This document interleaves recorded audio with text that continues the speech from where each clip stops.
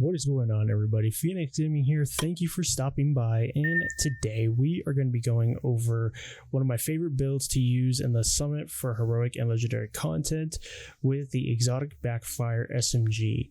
So your first question might be, how do I obtain this new SMG that came with Season 3? Well, the way that you acquire this SMG is by going into your season page, and then you should be able to acquire this at level 55 on the season rewards track. So once you get to level 55, it'll automatically drop for you in your inventory or go into your stash in the mailbox area, and then you'll be able to acquire it from there.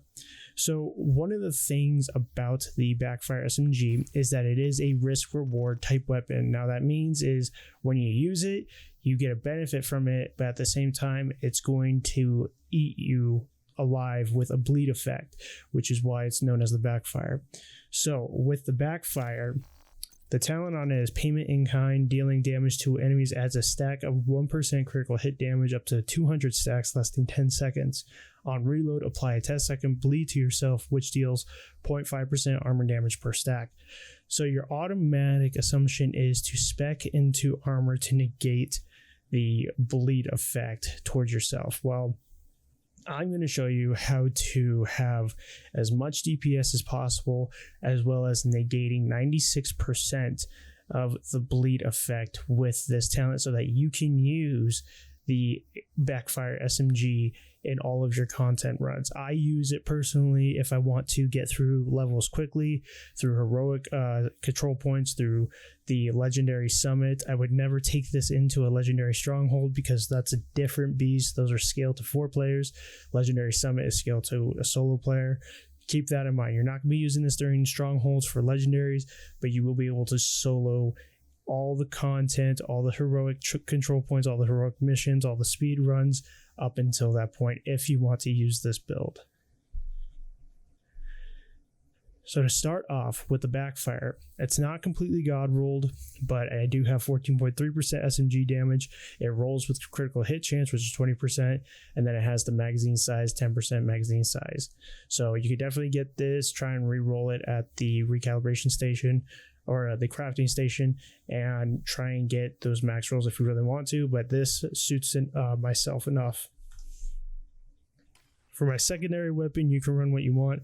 I always run my classic M1A boomerang. I'm not going to go into the details because I always go into the details with this, but this is my go-to if I want to do long range shots. This still packs a punch, especially with a build that focuses around the SMG.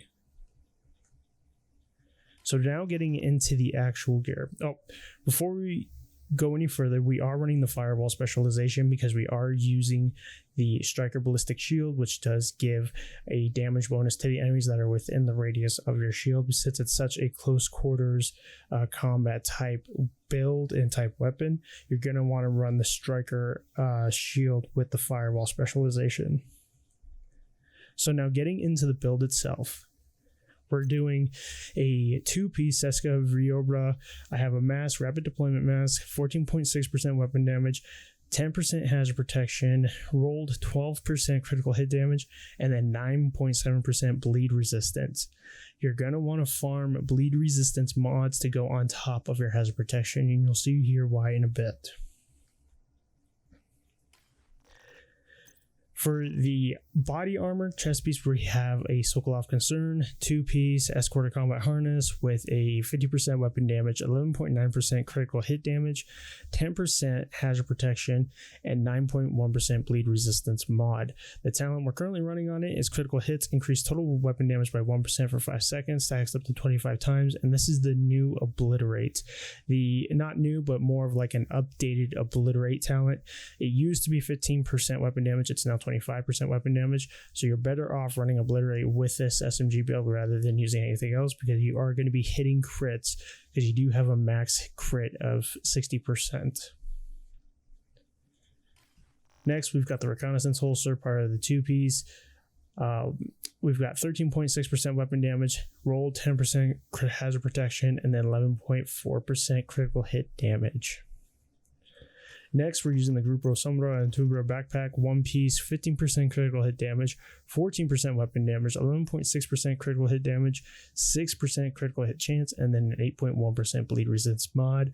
We do have Vigilance, increases total weapon damage by 25%, taking damage disables this buff for 4 seconds. Now, you could run Memento if you really wanted to. Running Memento is another alternative because you will get your tiers, you'll get your 50% weapon damage, your max armor, and then your skill tier. And the armor and the skill tier will go on top of your shield, which will allow the shield to become a little bit beefier with the extra health that you do get from it. So if you don't have a good backpack, but you do have the Memento, use the Memento in place of it because you still add a bleed resistance mod to the Memento backpack. Next, we're running the Walker and Harris and Company gloves for 5% weapon damage. And then we have 11.3% weapon damage, 10% rolled hazard protection, 4.7% critical hit chance. And then lastly, we've got the Sokolov Concern knee pads, 15% weapon damage, 10% hazard protection, and then 12% critical hit damage. So all in all these stats end up with, so you have 55.7% critical hit chance. So if you have a piece of gear, so let's take for instance the reconnaissance holster. Okay, if you can get a reconnaissance holster to have the attribute of critical hit chance and then roll off critical hit damage and put hazard protection, you will be better off in maxing out your critical hit chance. Now, you don't need to have so much critical hit damage because of the Backfire SMG being able to hit up to 200% critical hit damage itself while using it. So you can roll off as much critical hit damage as you want because your Backfire SMG is going to be able to proc 200% of that critical hit damage back when you are using the weapon during any type of combat scenario. So keep that in mind. If you can get a piece of gear where you can roll off critical hit damage, but it had rolled hazard protection, I would recommend you roll off critical hit damage, do critical hit chance to max out critical hit chance, and then have that hazard protection as well.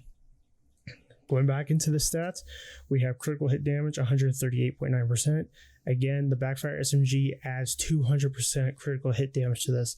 So when you are in a combat scenario and you are fighting, you're going to have 338.9% critical hit damage if this is the way that you go.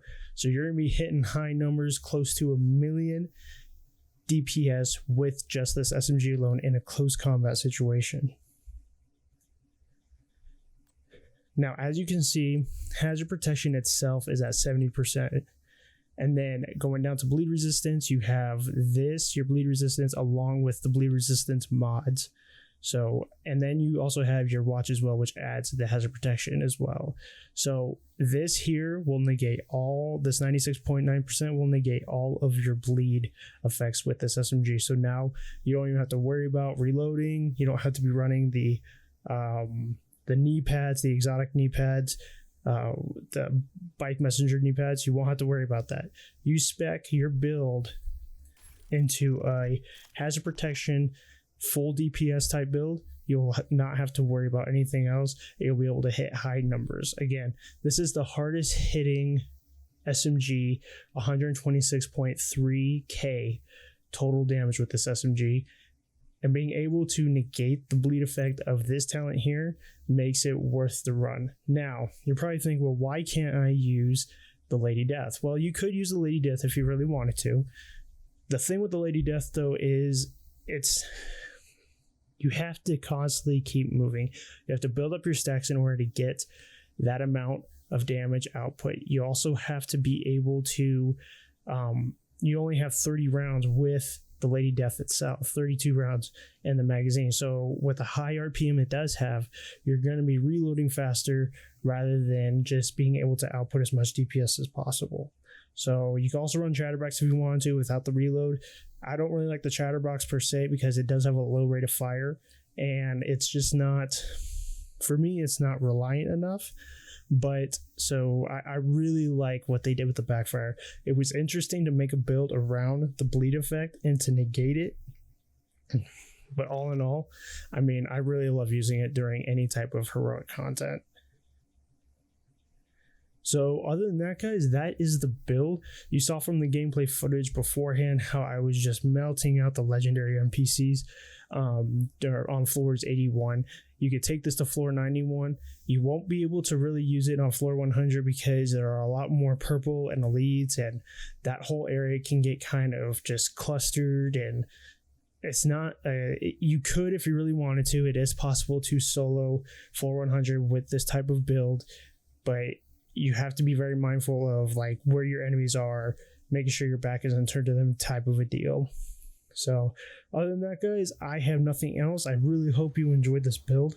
If you found this channel, found it informative, please leave a like, rate it, and make sure to hit that subscribe button and turn on notifications for more Division 2 content. You can also follow me down at my Twitter. My handle's down there at the left-hand corner. And again, for all my returning subscribers, thank you so much. You guys make this channel, and I really hope you try this build. And I want to know your thoughts. What do you think about the exotic SMG Backfire? Do you like it? I love the design of it. The aesthetics are awesome with the Backfire. But let me know down in the comments below. Let me know if you try this build out, and if it works for you, hit me up. If you have any other questions, definitely leave them down below in the comment section. I love answering them, and I'll help you in any way you can. Again, guys, I really hope you have a safe week, and I'll catch you around next time. Take care.